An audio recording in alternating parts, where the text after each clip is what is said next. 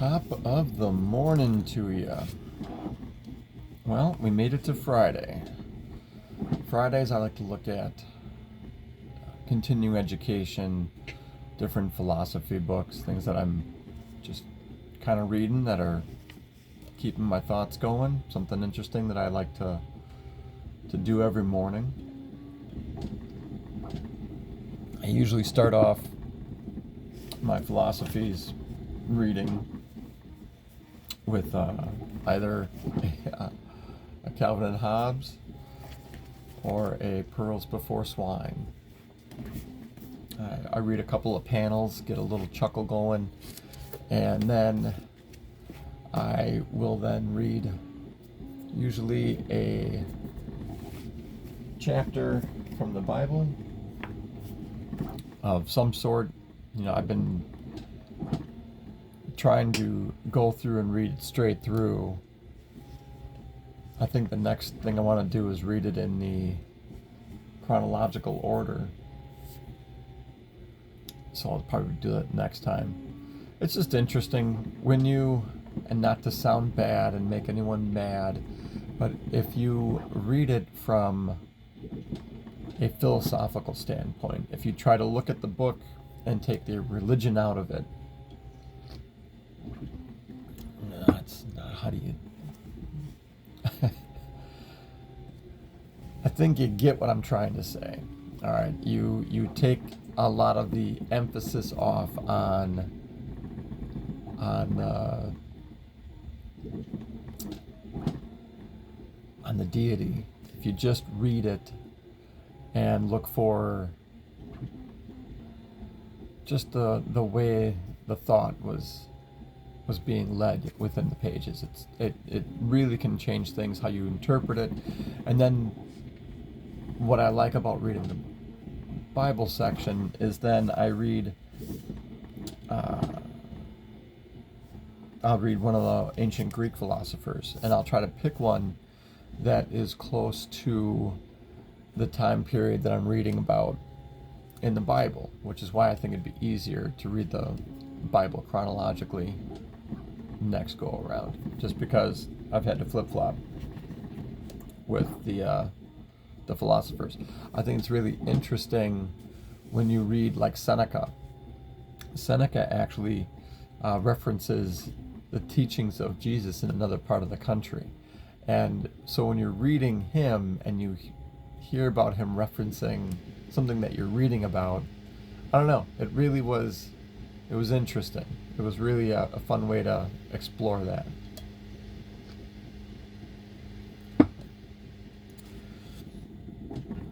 So those are what I do, and then I end it with another couple panels of Pearls Before Swine or Calvin and Hobbes.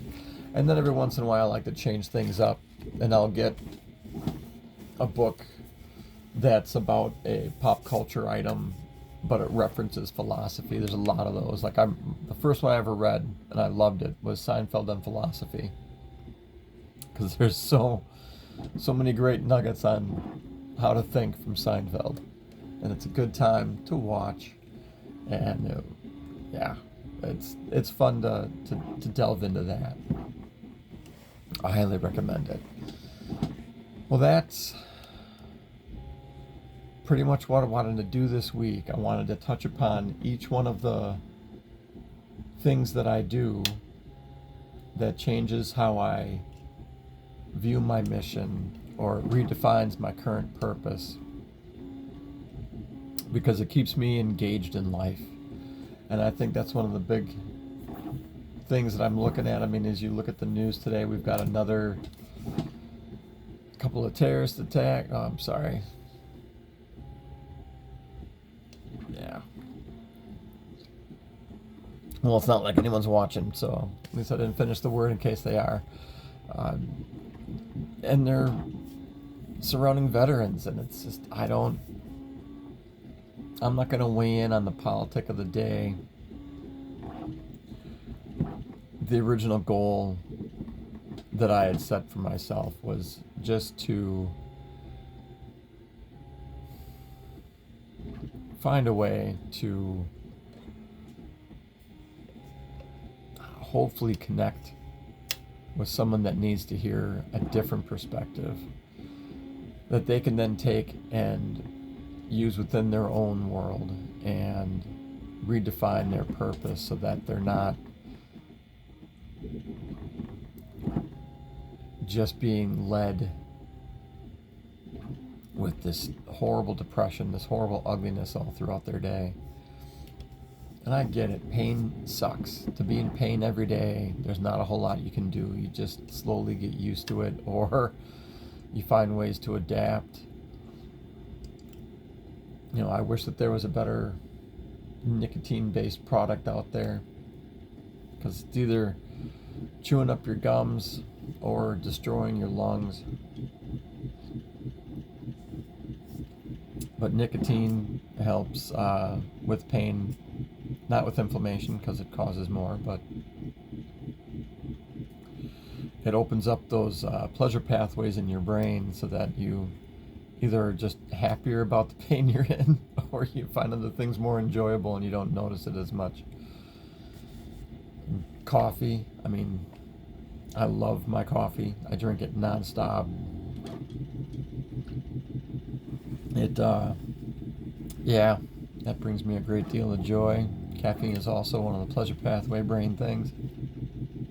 I don't drink, not because of any meetings I have to go to, but I think I mentioned, I don't know when, but one of my deployments took me through a location where I ended up getting this weird parasitic mold spore that repopulated inside my guts, and as a result I can't eat sugar or yeast, and that includes whiskey, which is regrettable.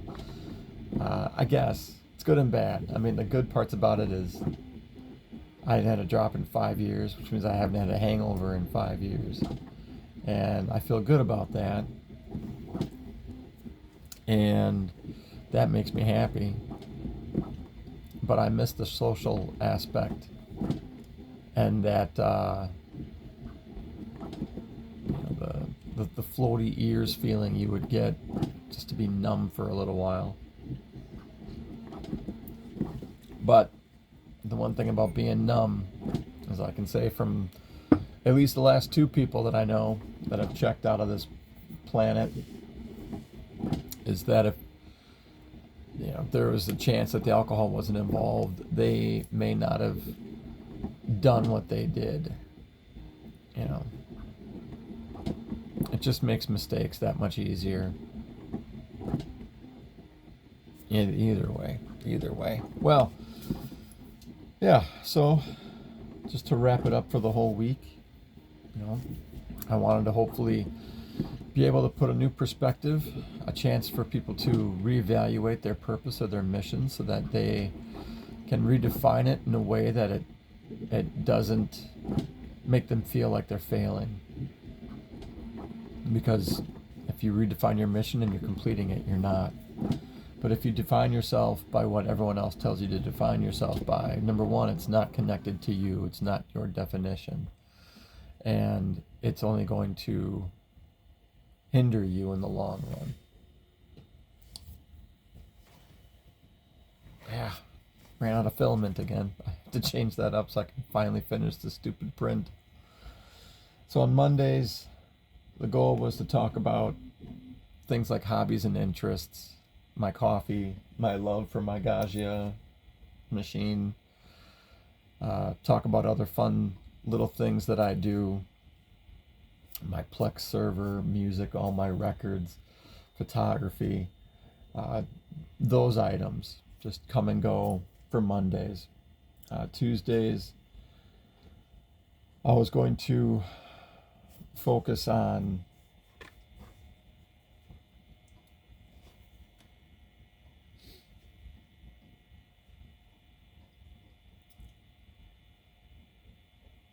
my top 5s, what I look at for reading, what I look at for movies for the week, music for the week. That's what my top 5s are going to be about. It's also probably going to expand to my top 5 favorite gadgets, things like, what do I do to assist with daily stuff.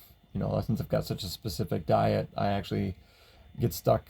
I shouldn't say stuck. In the beginning, it was stuck, having to make everything from scratch. But now, because of that, I'm eating healthier. My family's eating healthier. My kids love it. No one, uh, we're so low on the sugar intake over here. It's just great. So that was what might expand to it. Wednesdays, I was going to talk about different philosophies on relationships. I'm going to call it Weducation Day. Thursday is Thursday Learns Day, where I talk more specifically about the curriculums, the classes, the homeschool technology, all of those things that are wrapped up into homeschooling. And I will tell you, from me, my kids love it.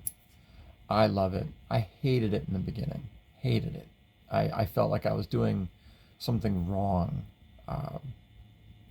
psychologically, at least for me, that I wasn't going out and working, that I wasn't doing something that I normally did. It was so hard for me to cross that hurdle.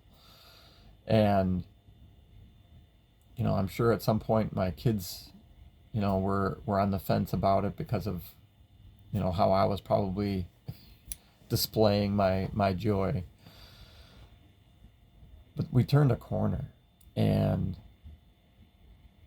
it is now the greatest fun that we have. They don't even know they're in school. I don't even realize that I'm not doing something I'm not supposed to be doing, that makes any sense. It just feels so incredible to share this time with them, to, the amount of time that you spend one-on-one with them while you're homeschooling. You will get new perspectives on how to keep yourself young. If you can't find the wonderment of a child within some form of your daily life, you're missing out. And I just recommend it. And if you're in a position, if you're a veteran, and this is something that's available to you, I so recommend it. It will have some ups and downs, but the ups are so much higher than the downs, and it's worth checking out. And so Thursdays, I plan on going into all the different curriculums that are a part of what I've done with teaching for my kids. Talk about the classes, the books that we're reading, that kind of stuff, and how we incorporate daily life into it, what our normal schedule looks like. And I'm not telling you this information so that you copy what I'm doing. I'm just trying to first inspire, that if, someone like myself can figure this out, someone like you can too. And for those that are curious about it, or who want to see what a snapshot looks like, I'm trying to offer that as well, so that it just takes some of the stigma away, because it's not going to make your kids weird. It's not going to, I'm sure some people use it to avoid getting out of the house every day. But, you'll see. And then Fridays is the continuing education day. I talk about books that I read as far as helping me with my thought process. I'll probably touch upon journaling at some point. And then just kind of a catch day to catch up on what I looked at during the week. I think that's the goal. And that's a wrap for me for Pop of the Morning to you. Cheers.